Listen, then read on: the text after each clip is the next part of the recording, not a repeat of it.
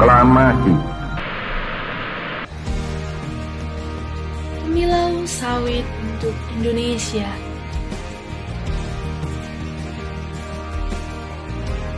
Indonesia disebut sebagai negara agraris karena sebagian besar penduduknya bermata pencaharian sebagai petani. Itu artinya, sawit juga mengambil peran penting dalam perkembangan pertanian Indonesia. Cukup menarik. Sejarah kelapa sawit bermula dari 4 biji kelapa sawit yang berasal dari Afrika yang dibawa oleh pasukan Belanda ke Indonesia dan ditanam di kebun raya Bogor pada tahun 1848. Karena kelapa sawit dapat tumbuh dengan baik, maka sejak 1910 kelapa sawit dibudidayakan secara komersial dan meluas di wilayah Indonesia.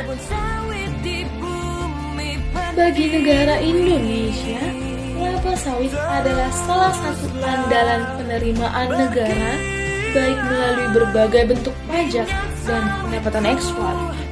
Terutama di saat beberapa industri mengalami kinerja ekspor yang menurun tajam, sektor kelapa sawit cukup stabil dan mampu mempertahankan kinerja ekspornya. Perkebunan kelapa sawit juga dapat menjadi pioner dalam pengembangan wilayah pedalaman, yaitu perkembangan infrastruktur jalan dan jembatan yang bisa digunakan untuk kepentingan umum.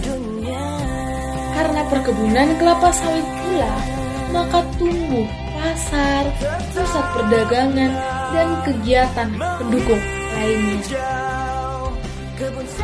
Dari aspek kelestarian lingkungan, perkebunan kelapa sawit menjadi solusi penghutanan kembali areal hutan yang gundul dan terlantar.